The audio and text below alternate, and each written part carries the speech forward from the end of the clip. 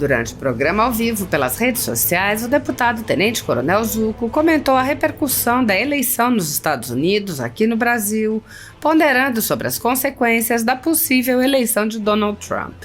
Zucco disse: "A gente sabe muito bem o que o Trump pensa do Lula, o que o Trump pensa do Bolsonaro, e essa eleição vai contagiar demais para 2026.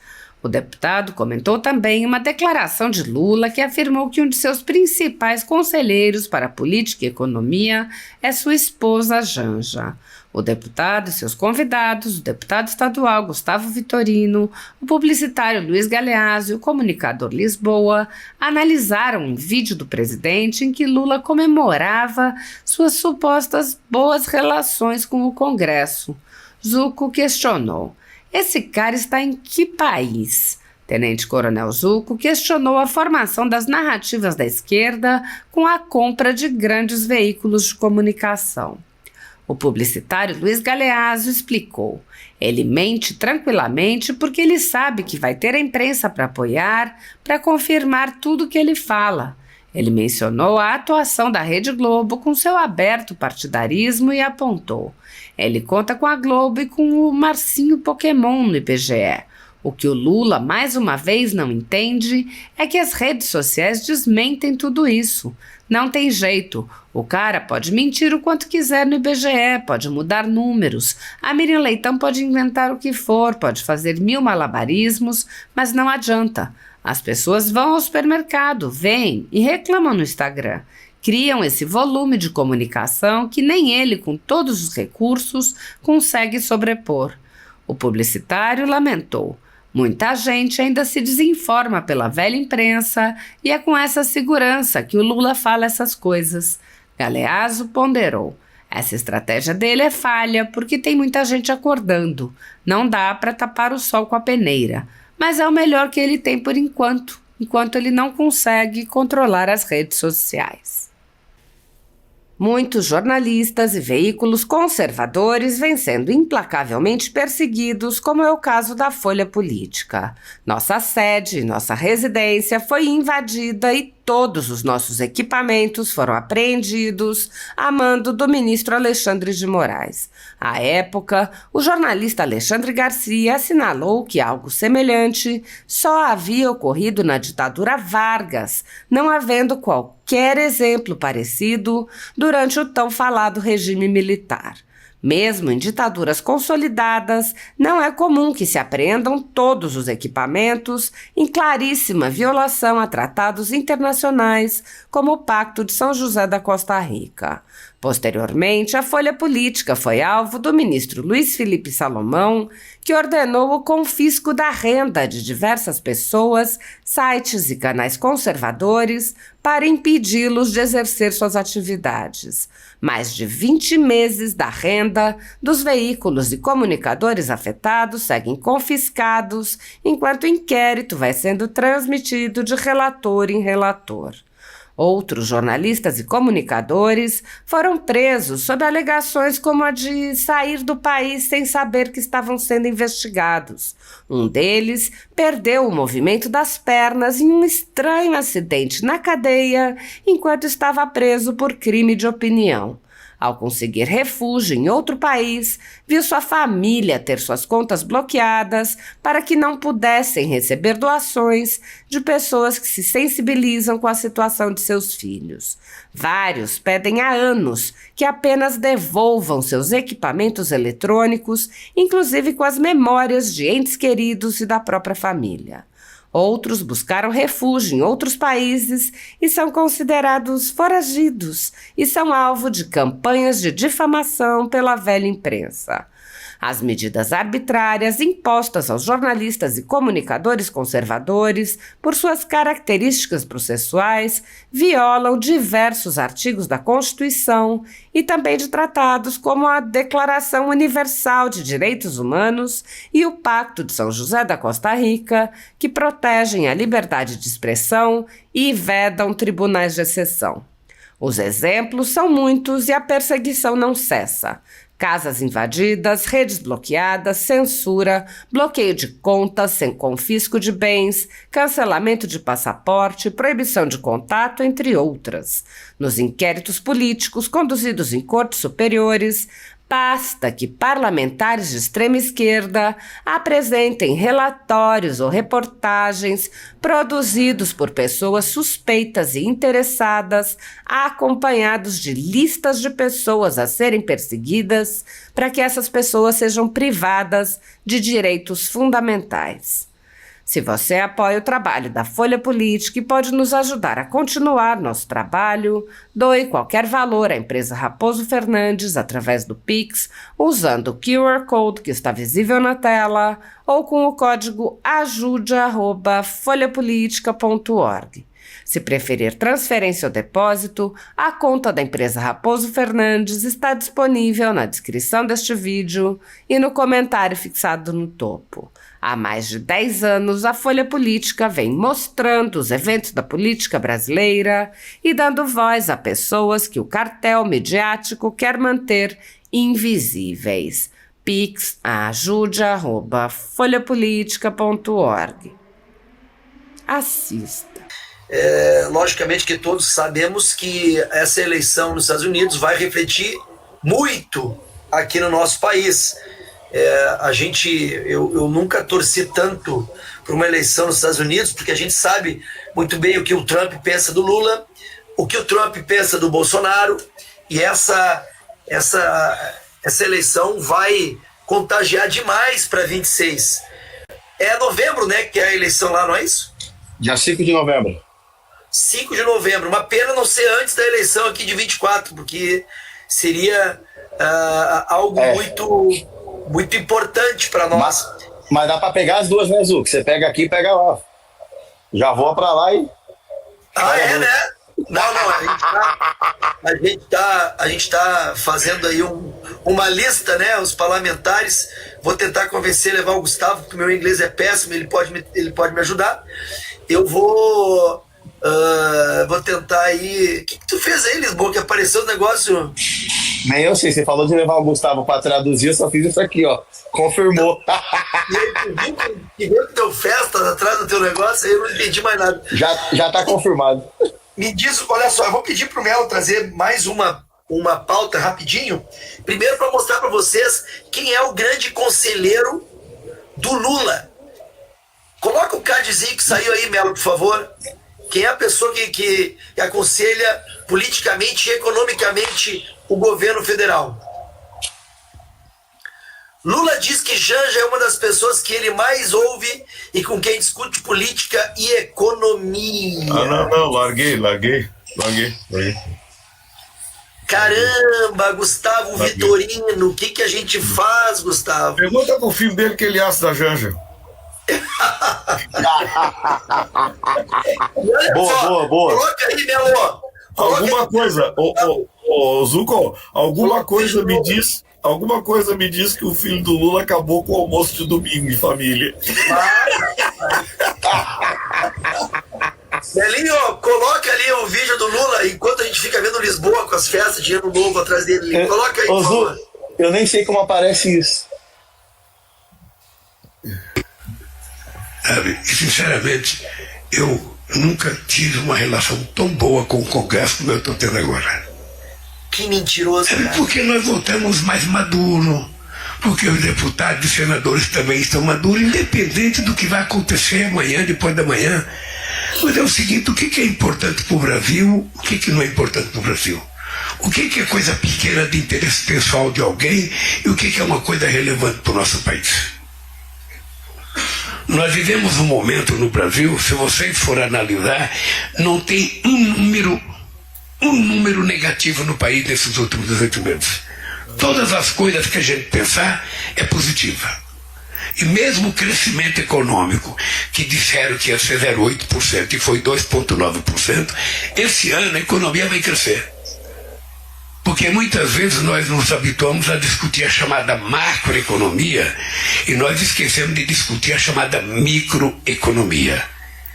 É mais dinheiro circulando na mão de muita gente. uma coisa, cara. Esse cara tá em que país, maluco? Que pelo amor de Deus, essa narrativa, eu tô falando muito sobre esse tema, que eu acho que é muito importante a gente trabalhar isso com vocês que são influenciadores, com os parlamentares. A narrativa da esquerda, a compra de grandes veículos de comunicação, eu não entendo, eu não consigo entender como é que a direita, não, nesse ponto assim, a gente não se organiza de forma clara para poder contrapor. O cara me fala que tem um bom ambiente com o Congresso, fala que não está tendo problema na economia, que é surreal isso, porque infelizmente as pessoas que não se preocupam com política, não procuram entender, devem cair nesse cara, maluco. Impressionante, Luiz. Pois é, ele mente tranquilamente porque ele sabe que ele vai ter a imprensa para apoiar, né, para confirmar tudo que ele fala, né, toda hora sai, né, a Miriam Leitão falando, dizendo, olha como é bom, né, vamos colocar mais imposto, a gasolina aumentou, mas o pobre ele não tem carro, então para ele não vai ter problema, só vai ter problema para os mais ricos, né, quer dizer, ela esquece de toda a cadeia, né, de produção de alimentos, de levar alimentos, por exemplo, para o supermercado do interior das cidades, né, para as grandes capitais, para o consumo, etc., que isso vai encarecer o aumento do combustível, só dando um exemplo, né, e ela inventa isso. Então, quer dizer, eles prepararam todas as desculpas, né, deve ter ensaiado muito o pessoal da Globo News, né, o briefing, né, para sempre dar uma desculpa, passar um pano, né, para o Lula, etc., e ele conta com isso. Ele conta também com o Marcinho Pokémon, né, na direção do IBGE, que ele faz mágicas, né? Ele muda a régua, muda o modo de medir as coisas e pronto, puf, a inflação tá baixa, olha, o emprego tá pleno, eu não sei o que, o comércio tá maravilhoso, né? Quer dizer, só que o que o Lula, mais uma vez, né, ele não entende que as redes sociais, elas desmentem tudo isso, né? Não tem jeito, né? O Pokémon pode mentir o quanto quiser lá no IBGE, pode mudar números, pode mudar a forma de se medir tudo. A Miriam Leitão pode inventar o que for, né? De desculpa, pode fazer 1000 malabarismos, mas não adianta, né? As pessoas, elas estão enxergando, elas vão no supermercado, vêm e reclamam no Twitter, reclamam no Instagram, né? Começa a criar esse volume de comunicação que nem ele, com todos os recursos que tem, ele consegue sobrepor. Mas é claro, a gente ainda tem muito a andar. A Globo, ela ainda é muito assistida, né, naqueles rincões do país que quase não tem internet. Você vai em muito hospital, em muito barbeiro, etc., tá lá uma TV da Globo, uma TV ligada na Globo, né? Então, a gente tem que combater isso ainda, né? Muita gente ainda se informa pela Globo, ou melhor, se desinforma, né? Pela velha imprensa, e é com essa segurança que o Lula fala essas coisas. Ele sabe que quem rebater é só ele chamar de fake news, é um fake news, é um fascista, fake news da direita, e tá tudo certo, né? Claro, essa estratégia dele é falha, porque tem muita gente acordando, né? Não dá para tapar o sol com a peneira. Mas é o melhor que ele tem por enquanto ele não consegue controlar as redes sociais. Ô Luiz, deixa eu te dar um babado forte aqui. Sabe que eles começaram a brigar até dentro da caverna, né? A Folha de São Paulo está indignada com o STF, porque usando a lei de acesso à informação, ela pediu para o STF a relação de viagens dos ministros, claro que fora do recesso, né? Fora do recesso, e o motivo das viagens. Sabe aquela resposta do tipo, não é da sua conta? Agora aguenta, né? O pessoal da Folha tá quicando, publicaram editorial, fizeram matéria, o diabo, ou seja, eles já estão brigando dentro da caverna, amigo. Aos poucos, assim, é o que eu falo, o Pix não dá para todo mundo. A gente percebe que é claramente totalmente direcionado para a Globo e para os veículos das organizações Globo. A Folha de São Paulo, é um órgão do governo, né? É um órgão a serviço do governo. Mas eles já estão começando a demonstrar insatisfação, né? Já estão se desentendendo lá dentro. O Estadão já desembarcou, o Estadão já falou mal, inclusive até do Xandão, né? Depois que os jornais americanos começaram a falar que aqui havia censura mesmo, né? Foi incrível, eles viraram a chavinha de uma hora para outra. Uma coisa eu garanto a vocês, se o Trump ganhar a eleição, e ele vai ganhar a eleição, olha, tem 3 ou 4 ministros do STF que são sérios candidatos a perder o visto. Exato. Seríssimos candidatos a perder o visto. Um deles vai perder. E políticos também, né? É verdade. Políticos, é uma lista muito grande. Políticos nem se fala. É que, assim, o que acontece, a diferença lá e aqui, é que lá eles não tomaram conta do judiciário. Eles não dominaram a máquina. A Suprema Corte Americana, ela... Ainda funciona. Né? Só que com a volta do Trump, o judiciário vai afinar mais ainda. Vai ser mais justo. Então, assim, eu acredito que vai vir de lá para cá essa onda, não uma onda, mas um tsunami de lá para cá, com ações. Você viu o que aconteceu com o pessoal lá de Janeiro, do Capitólio? Você viu que teve uma reversão? Aqui no Brasil, eu acredito que pode vir essa mesma onda.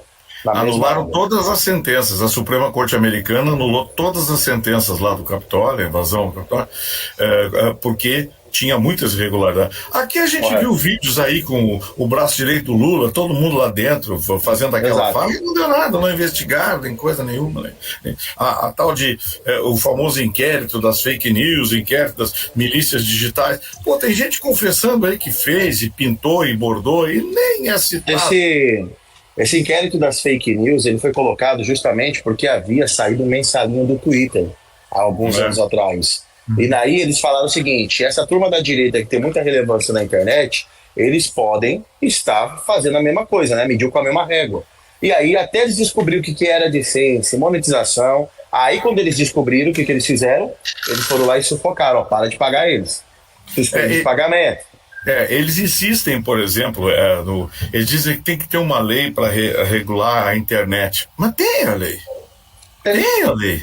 Marco da internet, o marco civil da internet, tudo. Eles dizem, mas na Europa tem uma lei que regula a internet. Sim, nós temos também. Mas o que eles querem é censura. Aliás, falar uma coisa para vocês, hein, gente? Eu tive um simpósio sábado aqui com candidatos, pessoal de direita, coisa e tal. Aliás, tive a honra de ter a presença do Tenente Coronel Zucco, nosso deputado federal mais votado do Rio Grande do Sul, me deu o privilégio de comparecer. E eu vou dizer uma coisa para você. Eu ouvi uma frase lá dentro que é assustadora. A lei eleitoral brasileira que foi elaborada na era Alexandre de Moraes, porque ele era presidente do TSE, na elaboração da lei eleitoral desse ano, olha, teve gente que disse, olha, nem Hitler fazia uma lei assim. Porque é de uma subjetividade, amigo. De uma subjetividade. Basta o juiz, o julgador ter um lado escancarado, ele faz o que quer com o candidato. A ideia é essa mesmo. A lei é um absurdo. Ela é totalmente subjetiva. Olha, como jurista, eu fiquei envergonhado de ler aquilo. Eu queria falar sobre isso também, mas estamos chegando no próximo final. Eu quero deixar uma mensagem, já passamos já de 7 mil amigos hoje à noite. Eu quero deixar minha mensagem final em relação a isso. Nós estamos tendo um momento de pré-campanha, alguns partidos já fizeram inclusive suas convenções. A gente precisa, e aí eu falo a direita, de forma organizada, precisa entrar muito forte nesta eleição 2024. Temos uma prospecção muito positiva de elegermos centenas, milhares de prefeituras, né, com o partido do presidente, com partidos de direita. Temos aqui, vou dar um exemplo para vocês. O Rio Grande do Sul tem uma história forte na esquerda, mas hoje eles têm pouquíssimas prefeituras com o prefeito do PT. Pouquíssimas. Inclusive, aqui uma cidade, maior cidade de um prefeito é justamente São Leopoldo, que temos agora um candidato da direita muito forte. Então, aproveito ali para encaminhar a minha parte para que vocês todos, né, que estão nos assistindo, participem ativamente das eleições. O Gustavo deu um exemplo, ele reuniu dezenas de pessoas dos mais diversos rincões aqui do Rio Grande do Sul para tirar dúvidas sobre a questão eleitoral, sobre marketing político, sobre pré-campanha, sobre campanha. Então, participem, apoiem, escolham os seus pré-candidatos, depois, posteriormente, candidatos, e ajudem. Nós precisamos fortalecer para que em 2026 possamos ter de volta aí o nosso capitão Bolsonaro. E eu, logicamente, quero deixar aqui já comunicado, né? Para todos que estão assistindo, o presidente Bolsonaro estará no Rio Grande do Sul, chegando agora quarta-feira à noite.